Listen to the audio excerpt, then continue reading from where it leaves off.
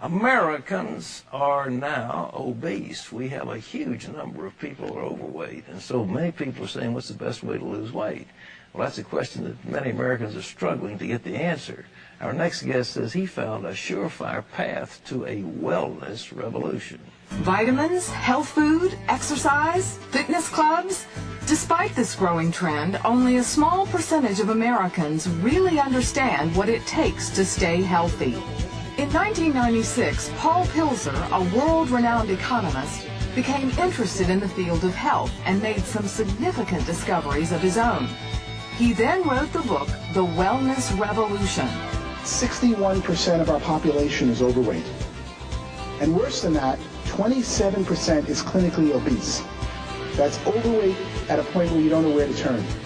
Through his scientific research, Paul found out what you need to know to move from sickness and obesity to vibrant well-being. Paul Zane Pilzer is joining us to share some of his secrets of staying fit. It's in his new book called The Wellness Revolution. And there he is looking like Yul Brynner on the cover, just ready to start in The King and I. Paul, it's good to have you with us. It's great to be here. You are trained as an economist, an economic advisor on a couple of presidential administrations. What got you into wellness, fitness? Well, the same reason I became an economist. Growing up as a child of immigrants in the 1950s in Brooklyn, everyone wanted to know about economic issues. Although my education geared me towards science, I ended up going to Wharton and becoming a professor of economics because my family, my father, his uncles, that's what they wanted information about. They wanted to know how to make a living. 25 years later, as a very successful economist, I realized I'm now in the wrong field.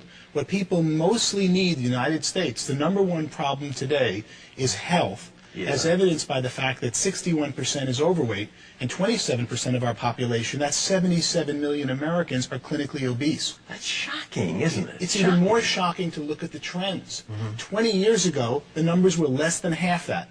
So in the last 2 decades, while we're all talking about health, and it's all you see when you turn on the television or watch an ad, the population of obese and overweight people has more than doubled. That set me on a research quest to say, why is this happening? What did you discover? What I discovered was it was really an economic problem, not a scientific or biology problem. All right. In effect, we have a $1 trillion food industry in the United States. We pay farmers $40 million to produce food, but $940 billion, but $960 billion is paid to packaged food companies and fast food companies. The food companies in America today are primarily owned by the tobacco companies, and they make addictive processed foods. They study every one of their existing customers and say, how can I get them to consume more? The fast food restaurants know that if you're overweight, you consume 50% more at the cash register and only take up roughly the same amount of space. Wait a minute. If you're overweight, you consume 50% more. You buy Absolutely, and you see it by portions of what people eat. So they study American consumers like rats in a laboratory. You have a favorite Christian singer, and all of a sudden you feel good about a certain addictive fast food. Guess who sang the commercial that's in the back of your mind when you go to buy it at the checkout counter?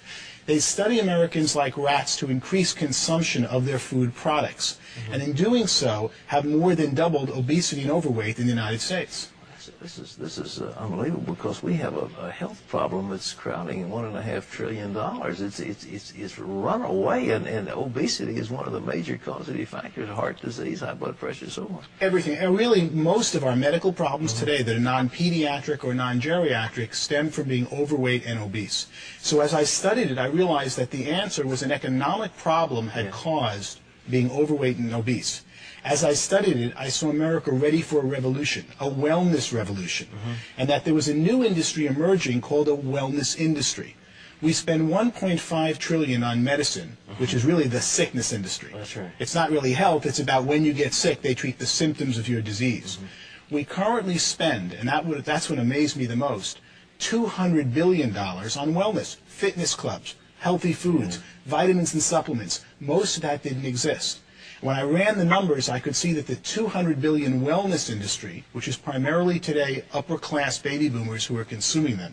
First thing someone does when they make money is try to get healthy. Oh, yeah. And they get out of the diet and kind of medical care most of us get, and they start getting healthier. And that this $200 billion I projected would grow to a $1 trillion wellness industry by 2010. Well, look, are we finding ourselves, on the one hand, we're gorging on trans fatty acids and greasy hamburgers and greasy fries and carcinogenic products. On the other hand, we're out puffing away on treadmills and lifting weights. I mean, are the same people doing these things, or is it a totally different class of people? It is really different people. And so many people who do get on the treadmills are not getting the right information.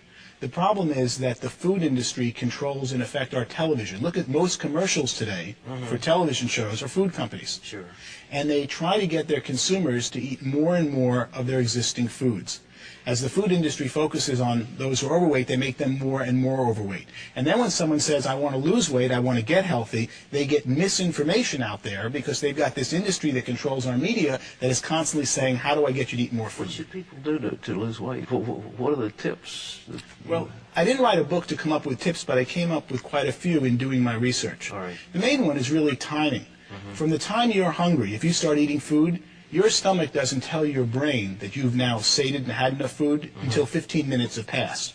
So you can see why fast food restaurants are so deadly, because you go in there hungry and you keep eating and eating and eating in less than 15 minutes, but it isn't until 15 minutes that your body knows you've had enough.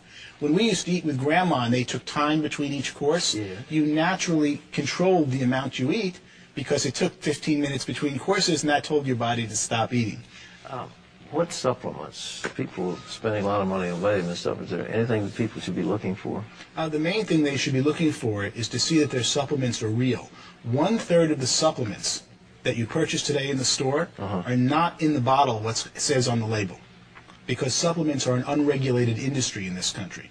There are several companies that just buy supplements and rate them just for what's in the bottle, and most of the times what you're getting, or about half the times, you're not getting what's on the bottle. So you've got to find a brand that has in the bottle what's on the label. The wellness revolution, how to make a fortune in the next trillion-dollar industry.